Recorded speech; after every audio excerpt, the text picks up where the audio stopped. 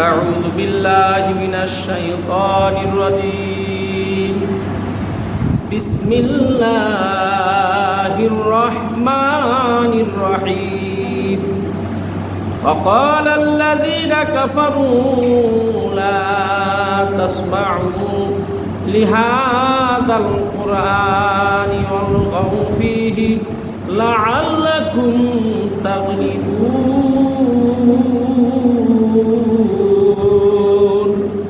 صدق الله مولانا العظيم আল্লাহ পাকের দরবারে শুকরিয়া তার যে মাবুদ আমাদেরকে সালাতুল জুমার নামাজ আদায়ের উদ্দেশ্যে আল্লাহর ঘরে আসার তৌফিক দিলেন। আমরা সকলে বলি আলহামদুলিল্লাহ আলহামদুলিল্লাহ। প্রিয় মুসলিম ভাইরা, আমি একটি আয়াতে কারিমা তেলাওয়াত করেছি কোরআনে কারিম থেকে। সূরার নাম সূরা হামিম সেজদা। কোন সূরা? সূরা বলেন আমার সাথে, হামিম সেজদা। এটা সূরার নাম। সূরার নামটা বললাম হামিম সেজদা, একটা সূরা। এই সূরার একটি মাত্র আয়াতে কারিমা আমি তেলাওয়াত করেছি। সেই আয়াতটা হচ্ছে ২৬ নম্বর আয়াত। এই আয়াতের ভিতরে আল্লাহ তাআলা বলেছেন, وقال الذين كفروا لا تسمعوا لهذا القرآن والغوا فيه لعلكم تغلبون। এইখানে একটা ঘটনা ঘটেছিল রাসূল সাল্লাল্লাহু আলাইহি ওয়াসাল্লামের সাথে কাফেরদের। এই ঘটনাটা ঘটেছিল রাতের বেলায়। কখন? রাতের বেলায়। কাফেরদের একটা সিদ্ধান্ত নিয়েছিলেন, এই দিন যাতে কায়েম না হইতে পারে, ইসলাম যাতে শেষ হয়ে যায়, এই তারা একটা সিদ্ধান্ত নিয়েছিলেন রাত্রে অন্ধকার অবস্থায়। সেখানে কোনো মানুষ ছিল না, সেখানে ছিলেন শুধু আমার আল্লাহ। কে ছিলেন? আল্লাহ। মুহাম্মদ সাল্লাল্লাহু আলাইহি ওয়াসাল্লাম ছিল না। তো সেই কাফেরদের যে সিদ্ধান্ত, এইটা আল্লাহ তাআলা রাতের বেলায় গোপনীয় বৈঠক, এই বৈঠকের ইনফরমেশন তথ্য আল্লাহ তাআলা বিশ্বনবী মুহাম্মদ রাসূলুল্লাহ সাল্লাল্লাহু আলাইহি ওয়াসাল্লামকে জানিয়ে দিলেন সূরা হামিম সেজদা ২৬ নম্বর আয়াতের মাধ্যমে। সেই ঘটনাটা আমি আপনাদের সামনে তুলে ধরবো ইনশাআল্লাহ। মুসলিম ভাইরা, অ্যাটেনশন প্লিজ নাও। আমি যে বিষয়টা বলতেছি, সূরা হামিম সেজদা ২৬ নম্বর আয়াত রিপিট করতেছে যাতে বারবার করে আপনাদের কর্ণগহরে এবং আপনারা আপনাদের অন্তরের ভিতরে অন্তস্থ করতে পারেন, মাথায় নোট করতে পারেন। সূরার নাম কি বললাম? হামিম সেজদা। বিশ্বনবী মুহাম্মদ রাসূলুল্লাহ সাল্লাল্লাহু আলাইহি ওয়াসাল্লাম মানুষদেরকে ইসলাম বোঝাতেন, দ্বীনের দাওয়াত দিতেন। প্রথম অবস্থায় রাসূল সাল্লাল্লাহু আলাইহি ওয়াসাল্লাম তো মানুষ চিনত না, জানতো না। কিন্তু কিছু কিছু লোকেরা যারা দ্বীন সম্পর্কে জ্ঞান রাখতেন, যারা তাওরাতের জ্ঞান রাখতেন, যারা ইনজিলের জ্ঞান রাখতেন, যারা জাবুরের জ্ঞান রাখতেন, ওই সময়ের যারা আলেম পণ্ডিত ছিল, তারা রাসূল সাল্লাল্লাহু আলাইহি ওয়াসাল্লামকে দেখে কোনো পাদ্রী, ওই সময়কার আলেমদেরকে পাদ্রী বলা হতো ওই ধর্মের, তারা রাসূলের সিমটম দেখে বুঝতে পারতেন এবং আন্দাজ করতে পারতেন যে ইনি যেমন তেমন লোক না, ইনি হচ্ছে ভবিষ্যতের নবী, বিশ্বনবী মুহাম্মদ রাসূলুল্লাহ সাল্লাল্লাহু আলাইহি ওয়াসাল্লাম। একবার রাসূল সাল্লাল্লাহু আলাইহি ওয়াসাল্লামের ছোট অবস্থায়, ছোট্ট বাচ্চা, রাসূলের চোখ উঠেছে। চোখ উঠেছে মানে কি? ক্যাতর হয় না চোখে? ক্যাতর হয় না? আমাদের বাচ্চাদের হয় না, বড় মানুষেরও তো হয় কি না? ডাক্তার দেখায় যে ওই বিশেষ করে এই সিজনাল কিছু টাইম আছে, বর্ষার পরে আমাদের বাংলাদেশে অনেক মানুষের হঠাৎ করে চোখ লাল হয়ে যায়। এটা একটা অল্প দিন একটা ভাইরাস, কিছুদিন পরে আবার এটা ঠিক হয়ে যায়। ওষুধ লাগাইলেও ঠিক হয়, এমনিও ঠিক হয়ে যায়। লোকেরা হুজুরের কাছে যায়, হুজুর একটু পানি করে দেয়, চোখে একটু ফুঁদে দেয়, তাই না? এরকম ওই প্রচলন ওই সময় ছিল। রাসূল সাল্লাল্লাহু আলাইহি ওয়াসাল্লামের দাদার নাম কি? Abdul Muttalib. তারা ভাই ছিল 4 জন। কয় ভাই? 4 জন ভাই। রাসূল সাল্লাল্লাহু আলাইহি ওয়াসাল্লামের দাদার আব্দুল মুত্তালিব, আব্দুল মুত্তালিবের বাবা ছিল রাসূলের তাওই আব্দে মানাফ। এই আব্দে মানাফের ছিল 4 ছেলে, আব্দে শামস, নাউফেল, আর হলো আব্দুল মুত্তালিব, আব্দে মানাফ। আর এর 4 ভাইয়ের ভিতরে রাসূল সাল্লাল্লাহু আলাইহি ওয়াসাল্লাম দাদার নাম কি? Abdul Muttalib. এই আব্দুল মুত্তালিব ছোট অবস্থায় রাসূল যখন চোখ উঠেছে তখন উনি নাতিনের সাথে করে নিয়ে বেশ খানিক দূরে একজন পাদ্রী থাকতেন, যেই পাদ্রী তাওরাত কিতাব ভালো জানেন, ইনজিল কিতাব ভালো জানেন এবং ওই কিতাবে পারদর্শী ছিলেন। তো উনি একটি ইবাদতখানা ছিল, তার একটা বড় গাছের নিচে একটা ছোট্ট ঘর, ওই ঘরের ভিতরে বিভিন্ন কিতাবাদি সাজিয়ে উনি এখানে গবেষণা করতেন, দিন প্রচার করতেন। আব্দুল মুত্তালিব তার নাতি ভাইয়ের সাথে করে ওই ঘরের কাছে যাইয়া ডাক পাড়তেছে, হুজুর ভিতরে আসেন, হুজুর ভিতরে আসেন। 3-4 বার করে ডাক দিলেন, কিন্তু পাদ্রী হুজুর ঘর খুলে না। কি করে না? ঘর খুলতেছে না। রাসূল সাল্লাল্লাহু আলাইহি ওয়াসাল্লাম বয়সে ছোট, বলছে দাদা আপনি তো অনেকবার ডাকাডাকি করলেন, তা ওই পাদ্রী তো ঘর খুলতেছে না, আমি একবার ডাক দেই। আব্দুল মুত্তালিব বলে যে তুমি তো নাতি ভাই, ছোট মানুষ, আমি বড় মানুষ ডাকলাম তাই ঘর খুললো না, তাই তুমি ডাকে কি করবা? বলছে না, আপনি অনুমতি দিলে আমি একবার ওনার ডাক দিতাম। ঘরে এরকম করা মানায় না, দরজায় এরকম কলিং বেল বাজায়, সেই সময় তো কলিং বেল ছিল না, এরকম করায় শব্দ করে। রাসূল সাল্লাল্লাহু আলাইহি ওয়াসাল্লাম ছোট মানুষ, পাদ্রীর ঘরের সামনে যায় এরকম করায় যেমন হাত দিয়েছে, নাড়াচাড়া করছে। পাদ্রী ভিতরটা চিল্লায় বাইরে কয় কি যে আমার মনে হয় ভূমিকম্প তৈরি হয়েছে, কারণ সুবহানাল্লাহ। আব্দুল মুত্তালিব এত সময় করা নাড়ছে, উনি টের পায় নাই। রাসূল ছোট মানুষ হাত দিয়েছে দরজার সামনে এরকম, হুজুর আছেন ভিতরে। করা নাড়ার পরে পাদ্রী বলতেছেন আমার যত কিতাবাদি সাজানো ছিল সব নিচে পড়ে মনে হয় ভূমিকম্প হয়ে গেছে এবং ঘরের থরথর করে কাঁপতেছে। আমি অস্থির হয়ে গেছি যে ভূমিকম্প শুনে যে কিয়ামত শুরু হইল কিনা। দৌড়িয়ে ঘর থেকে বেরোয় আসছে, কে কে আমার করা নাড়লো? আব্দুল মুত্তালিব বলতেছে হুজুর তুমি মাফ করবেন, কিছু মনে করেন না, আমি তো আপনার বারবার করে করা নাড়তেছিলাম, তা আমার কি হয়েছে আপনার বলেন আমারই। তা আপনি তো আসলে সজাগ পান্নায় ঘুমাইছিলেন কিনা। তা আমার নাতি ভাই খুব ছোট মানুষ, সে বললো যে আমি একটু করা নাড়ি। আপনার নাতি ভাই করা নাড়ছে? আমার ঘরের ভিতরে ভূমিকম্প তৈরি হয়ে গেছে, কিতাবাদি একখানও নাই, চারপাশে সব কিতাব ছিল সব এক জায়গা পড়ে গেছে এবং ঘর এমনভাবে লড়তেছে মনে আমি সহ উড়ে চলে যাই। তাড়াতাড়ি কিন্তু দৌড়েই বাইরে আসছে। সুবহানাল্লাহ বলবেন না? এই হাতখানা কার? বিশ্বনবী মুহাম্মদুর রাসূলুল্লাহ সাল্লাল্লাহু আলাইহি ওয়াসাল্লাম, পাওয়ারফুল নবী। আল্লাহ তাআলা তার নবী বানাবেন, শক্তি আছে না। এখন পাদ্রী বেরোয় এসে বলছে ভাই দেখি তো আপনার নাতি কার চোখ উঠেছে। এখন ওনার একবার পিছনে তাকায়, সামনে তাকায়, টের তো পাইছে, আলেম মানুষ না। বলছে ভাইজান আপনার এই নাতির যে চোখ উঠেছে এই চোখে ফু দেওয়ার ক্ষমতা আমি পাদ্রীর নাই, কম সুবহানাল্লাহ। এবং আপনিও ফু দিতে পারবেন না, আপনি ফু দিলে আপনার ক্ষতি হয়ে যাবে, আর আমি যদি ফু দেই আমার এই জিহ্বা পিছনে চলে আসবে। তো বলছে চোখ ভালো হবে কেমনে? বলে ভালো হওয়ার একটা রাস্তা আছে। কি রাস্তা? রাস্তা হলো আপনার নাতি বাড়িতে এই যে লালা মুবারক আছে এইটা খালি চোখে লাগাই দিবে, আল্লাহ তাআলা তাৎক্ষণিকভাবে চোখ ভালো করে দেবে।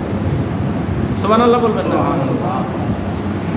রাসূল সাল্লাল্লাহু আলাইহি ওয়াসাল্লাম বললেন দাদা এক কাম করো নাতি ভাই, তোমার এই লালা এখানে লাগাই দাও। লালা চোখে লাগাই দিলে সাথে সাথে চোখ ভালো হয়ে গেল।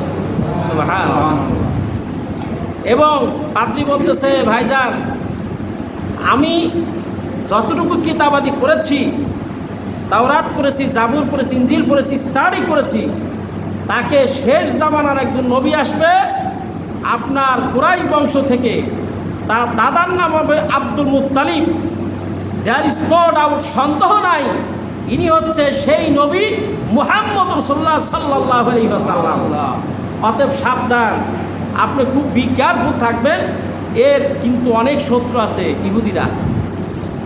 এখনো বর্তমানে সারা বিশ্বে যত ইহুদি আছে তারা মুসলমানদের বন্ধু না শত্রু? কিরে ভাই ওয়াজ বুঝেন নাই? যারা এখনো সারা বিশ্বে ইহুদি আছে, ইহুদিরা তারা কি মুসলমানদের বন্ধু হইতে পারে? এটা আল্লাহর ঘোষণা। আল্লাহ বলেছেন ইহুদি নাসারা মুজেসি যারা আছে ওরা কখনো ইমানদারের বন্ধু হইতে পারে না। আপনি অন্য ধর্মের লোককে যতই ভালোবাসেন, যতই মহব্বত করেন, আপনি বড় ঘরে নিয়ে খাবার দেন, ওরা যখন মিটিং করে, আমার কথা মাইন্ড করেন না, ওরা যখন নিজস্ব পার্সোনাল মিটিং করে, আপনার সাথে শত বন্ধুত্ব থাক, তাদের নিজস্ব কথা বন্ধ করে দিয়ে প্রফেশনাল কথা বলবে, ঠিক না বেটি? আমার কথা ট্রাই করে দেখেন। অনেকে বিভিন্ন ধর্মের লোকের সাথে বন্ধুত্ব আছে না, আপনার ঘরের কথা সব জানাই দিবেন, মুসলমান সহজ সরল, কিন্তু সে কিন্তু আপনি যতই বন্ধুত্ব করেন তার ভিতরগত কথা আপনাকে কখনো জানাবে না। কারণ এটা আল্লাহর চ্যালেঞ্জ। আল্লাহ বলছেন ইহুদি নাসারা মুজুসি এরা কখনো মুসলমান এবং ইমানদারের বন্ধু হতে পারে না। সুবহানাল্লাহ। প্রিয় ভাইরা, রাসূল পাক সাল্লাল্লাহু আলাইহি ওয়াসাল্লাম যে আয়াতে কারিমা আমি আপনাদের সামনে তেলাওয়াত করেছি, কোরআনে কারীম রাতের বেলায় পড়তেন, খুব মজা করে কোরআন শরীফ পড়তেন এবং লোকেরা রাসূল পাক সাল্লাল্লাহু আলাইহি ওয়াসাল্লামের কোরআন শরীফ শুনে অনেকেই মুসলমান হয়ে যেত। বলতো এটা তো কোনো মানুষ রচিত কথা না, এটা মানুষ বানাইতে পারে না। তা আরব দেশের একটা মেলা হইতো, নাম হলো উকাজের মেলা। কিসের মেলা? একটা ক্লাসের মতো ওয়াজ করতেছি, ভালো করে খেয়াল করবেন। মেলার নাম কি? উকাজের মেলা। এটা ইন্টারন্যাশনাল গেম, এখনও সেটা হয়। সারা বিশ্বের সকল সাঁতারু যারা ভালো সাঁতার কাটতে পারে, সারা বিশ্বের ভালো কুস্তিগির, ভালো হাডুডু প্লেয়ার এবং বিভিন্ন ধরনের রেস খেলে, রেস, এই ইন্টারন্যাশনাল পর্যায়ে একটা কম্পিটিশন হয়, এইটার নাম হলো অলিম্পিক গেম। এইটা ওই সময় বলতো উকাজের মেলায়। কারণ হচ্ছে আরব দেশের যে ভৌগোলিক অবস্থান, অর্থাৎ সৌদি আরব, সেটা হচ্ছে সারা বিশ্বের একটা মিডল ইস্ট, মধ্য জায়গা। লোকেরা ওইখানে আসতেন এবং বিভিন্ন সাহিত্যিক আসতেন, বিভিন্ন দার্শনিক আসতেন, কবি সাহিত্যিকরা, তারা বিভিন্ন কম্পিটিশন করত। তো সেই জায়গায় উকাজের মেলা দরজার সামনে রাসূল সাল্লাল্লাহু আলাইহি ওয়াসাল্লাম লিখলেন, ইন্না আ'তাইনাকাল কাউসার, যে তোমরা তো অনেক জ্ঞানী গুণী, এই বাক্যের সাথে কি হবে তোমরা মিশাও। লোকেরা সেখানে একত্রিত হলেন, সকলেই খালি চিন্তা করেন ইন্না আ'তাইনাকাল কাউসার, এরপর থেকে কি হবে কিছুই মিলাইতে পারতেছে না। অনেক গবেষণা করার পরে তারা একটা সিদ্ধান্ত উপনীত হলেন। তারা বললেন লাইসা হাদা কালামিল বাশার। সুবহানাল্লাহ বলেন। এই যে বাক্যটা লিখে দিয়েছেন মুহাম্মদ সাল্লাল্লাহু আলাইহি ওয়াসাল্লাম, ইন্না আ'তাইনাকাল কাউসার, এইটা কোনো মানব রচিত কথা না। এইটা হচ্ছে এমন একটা লোকের কথা যিনি সারা বিশ্ব ভ্রমণ্ড, আসমান জমিন গ্রহ নক্ষত্র, এই মানব সকল কিছু সৃষ্টি করেছেন যেই মহান আল্লাহ, সেই মহান আল্লাহ এই সমস্ত বাণী মানুষের বানানো কথা হইতে পারে না। সুবহানাল্লাহ। তারা বললেন লাইসা হাযা কালামিল বাশার, এটা মানব রচিত কোনো কথা না। রাসূল সাল্লাল্লাহু আলাইহি ওয়াসাল্লাম রাতের বেলায় কোরআনে কারীমের তেলাওয়াত করতেন। যারা দিনের বেলায় রাসূলের বিরোধিতা করত, তারা কিন্তু রাত্রে রাসূলের এই কোরআনে কারীম শুনতেন। একদিন একটা ঘটনা বলে আলোচনা শেষ করব। আবু জাহেল, উতবা, সাইবা, আবু সুফিয়ান, এই সমস্ত নেতারা আরব দেশের নেতৃত্ব দিত, তারা প্রেসিডেন্ট ছিল। তখন আমাদের মতো এরকম ভোট দিয়া প্রেসিডেন্ট এই সিস্টেম সরকার ছিল না। আরব দেশের তখন সরকার ছিল গোত্রভিত্তিক সরকার, যে উনি এই গোত্র পরিচালনা করে, মোল্লা বংশের উনি মেন নেতা, উনি এই বংশটা পরিচালনা করবে, আর কুরাইশ বংশের উনি নেতা। এইভাবে করে নেতৃত্ব স্থানীয় কিছু লোক ছিলেন, তারা দিনের বেলা রাসূলের বিরোধিতা করতেন, আর রাতের বেলায় আল্লাহ রাসূলের কণ্ঠে কোরআন কারীমের তেলাওয়াত শুনতেন।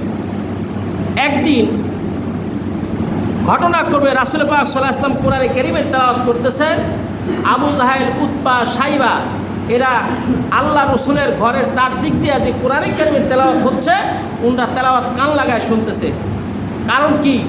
আরবি ভাষা, তাদের ভাষা হলো আরবি। কোরআনে কারিমের ভাষা কি আরবি না ইংরেজি? এই আরবিতে যে কথাগুলি রাসূল বলতেন, সব কথাই তো তারা বুঝতে পারতো, আন্ডারস্ট্যান্ড করতে পারতো। আমরা তো কোরআনে কারিমের অর্থ না বললে আমরা বুঝতে পারি। আমাদের ভাষা হচ্ছে বাংলা ভাষা। তো রাসূল তেলাওয়াত করতেছেন, আবু জাহেল, উতবা, সাইবা রাত যখন শেষ হয়ে গেল, তখন তারা এরকম ব্যাক করার সময় একজনের সাথে আরেকজনের সাক্ষাৎ হয়েছে। এখন আবু জাহেল জিজ্ঞেস করে, আবু সুফিয়ান কই গেছিলা? বলছে, তো কোরআন শরীফ শুনতে গেছিলাম মুহাম্মদ সাল্লাল্লাহু আলাইহি ওয়াসাল্লামের কণ্ঠে। আরে উতবা, বয়স্ক মানুষ, তুমি কোথায় গেছিলা? আমিও তো তাই গেছিলাম। সর্বনাশ, কও কি তোমরা? এইভাবে করে কোরআনে কারিম শোনার জন্য তোমরা আসলা? এরকম শুনতে শুনতে আমরা তো কখন মুসলমান হয়ে যাবো মনের অজান্তে, তখন আমাদের নেতৃত্ব, আমাদের সর্দারি, আমাদের মাতুব্বারি সব কিছু হারাই ফেলবো। তাহলে কী করতে হবে? বলছে, আমার হাতে তওবা করো, হাত দাও, অদা করো, অদা করো। আগামীকাল থেকে আর কেউ মুহাম্মদ সাল্লাল্লাহু আলাইহি ওয়াসাল্লামের কণ্ঠে কোরআন কারিম শুনতে আসবে না। এখন নেতা হলো এই কয়েকজনের, সকলের নেতা কিনা? আবু জাহেল। কে নেতা? আবু জাহেল।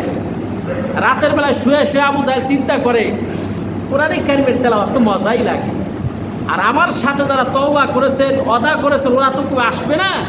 আমি আজকে মজা করে শুনবো মুহাম্মদ সাল্লাল্লাহু আলাইহি ওয়াসাল্লামের কণ্ঠে আল্লাহর কালাম। সুবহানাল্লাহ বলবেন না?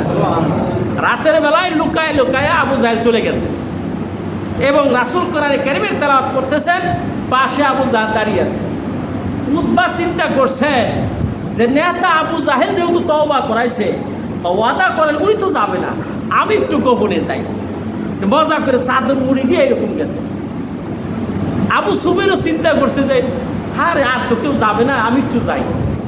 এইরকমভাবে আস্তে আস্তে নেতা যে কজন ছিলেন সবাই চাদর মুড়িতে আস্তে আস্তে ওই মশার কামড় খায় আর কোরআন কারিমের তেলাওয়াত শুনে। সুবহানাল্লাহ। কোরআন কারিমের তেলাওয়াত শেষ হয়ে গেছে।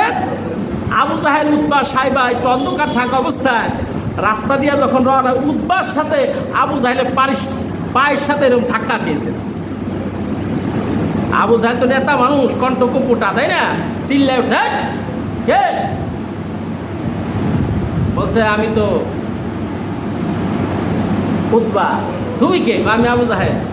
এই উতবা, কালকে আমার সাথে অদা করলেন, কোরআন কারিম শোনার জন্য আসবে না, আসছো কেন? নেতা বেশি চিল্লাইও না, আমি তো বুঝলাম অদা করছি, তা তুমি তো আমাদের নেতা, তুমি আসছো কেন সেটা কও। আবু জাহেল কয়, তাই তো, আমরা তো সবাই কোরআনের প্রতি আকৃষ্ট হয়ে গেছি, তা আমার কাছে আসো, এক কাম করো। কি কাম? যে এইভাবে যদি আমরা কোরআনে কারিম তেলাওয়াত শুনতে থাকি, তাহলে কখন যারা মনের অজান্তে পড়ে ফেলবো লা ইলাহা ইল্লাল্লাহু মুহাম্মাদুর রাসূলুল্লাহ, আমরা কালিমা পড়ে ফেলবো। একটা কাম করি, কামটা হলো ওই দেখো না, ওমর মুসলমান হয়ে গেছে, কত বড় নেতা মুসলমান হয়ে গেছে। তাই কামটা কি? আমরা আজকে থেকে সিদ্ধান্ত নিব, মুহাম্মদ সাল্লাল্লাহু আলাইহি ওয়াসাল্লাম যখন কোরআনে কারিম তেলাওয়াত করবে, তখন আমরা ঢোল-নগর বাজাবো, শীষ বাজাবো, হট্টগোল করব, হইচই করব, যাতে কোরআনে কারিমের আওয়াজ মানুষের কর্ণকুহরে না পৌঁছতে পারে। রাতের বেলায় সিদ্ধান্ত নিলেন। সেখানে কোনো মানুষ ছিল না, ছিল কে? আল্লাহ। এই সিদ্ধান্ত কে শুনেছে? আল্লাহ শুনেছে। আল্লাহ তাআলা কাফেরদের রাতের বেলায় সিদ্ধান্ত করলেন, আর মুহাম্মদ সাল্লাল্লাহু আলাইহি ওয়াসাল্লাম সেখানে ছিলেন না। আল্লাহ তাআলা মুহাম্মদ সাল্লাল্লাহু আলাইহি ওয়াসাল্লামকে ডেকে বললেন, ও মুহাম্মদ, তুমি শুনে রাখো, রাতের বেলায় কাফেররা যে সিদ্ধান্ত নিয়েছে, আমি সূরা হামিম সেজদার 26 নম্বর আয়াতের মাধ্যমে তাদের এই সিদ্ধান্ত তোমারে জানিয়ে দিলাম। এই জন্য আল্লাহ তাআলা বলেছেন, ওয়াকালাল্লাযীনা কাফারু লা তাসমাউ লিহাদাল কুরআন ওয়ালগাউ ফীহি লাআল্লাকুম তাগলিবুন। কাফেররা সিদ্ধান্ত নিল, কাফেররা বরাবরি করতে লাগলো, লা তাসমাউ লিহাদাল কুরআন, এই কোরআন নিজেরাও শুনবো না, কাউকে শুনতেও দেব না, ওয়ালগাউ ফীহি লাআল্লাকুম তাগলিবুন, এবং আমরা সেখানে সন্ত্রাস সৃষ্টি করব, শীষ বাজাবো, যাতে মুহাম্মদ সাল্লাল্লাহু আলাইহি ওয়াসাল্লামের কণ্ঠের আওয়াজ, কোরআনে কারিমের তেলাওয়াত এই ঘর থেকে বের হয়ে মানুষের কর্ণকুহরে না পৌঁছতে পারে। এবং তারা মনে করেছে লাআল্লাকুম তাগলিবুন, আমরা যদি এই সিদ্ধান্ত নেই তাহলে আমরা বিজয় অর্জন করব। তা আল্লাহ কয় না, আমি তোমাদের সিদ্ধান্ত ক্যান্সেল করে দিলাম। মুহাম্মদ সাল্লাল্লাহু আলাইহি ওয়াসাল্লাম আপনাদের কোরআনে কারিমের তেলাওয়াত এই ইথারের মাধ্যমে, বাতাসের মাধ্যমে ধীরে ধীরে তরঙ্গমালার মতো সারা বিশ্বব্যাপী এই কোরআনের আওয়াজ আমি আল্লাহ পাক ছড়িয়ে দিব, বলেন সুবহানাল্লাহ। ভাইয়ের আমার, সারা বিশ্বব্যাপী কোরআনের আওয়াজ ছড়িয়ে গেছে না? এখনও যারা কোরআনের পক্ষে কাজ করবে আল্লাহ তাআলা তাদেরকে ইজ্জত বাড়িয়ে দিবেন। এখনও যারা কোরআনের বিপক্ষে কাজ করে আল্লাহ তাদের দুনিয়াতে বেইজ্জতি করবেন। করে কিনা বলেন? করে না? কোরআনের বিপক্ষে ভূমিকা পালন করার কারণে কোনো মানুষ পৃথিবীতে সুখের সাথে থাকতে পারে? আল্লাহ থাকতে দেয় না, বেইজ্জত অবস্থায় দুনিয়াতে বিদায় হয়। আজকে আমরা এই আয়াতের মাধ্যমে সিদ্ধান্ত নিতে চাই, আমরা যতদিন পৃথিবীতে আসবো কোরআনের পক্ষে থাকবো ইনশাআল্লাহ। কে কে রাজি আছেন দেখি হাত উঁচা করেন তো। আল্লাহ আমাদের সকলকে কবুল করুক, আমিন। আমরা সবাই এই কোরআনের পক্ষে থাকবো। আল্লাহ তাআলার কাছে এই আহ্বান করে, আল্লাহর কাছে দোয়া করে সকলের প্রতি উদাত্ত আহ্বান জানিয়ে শেষ করছি। আসসালামু আলাইকুম ওয়া রাহমাতুল্লাহি ওয়া বারাকাতুহু।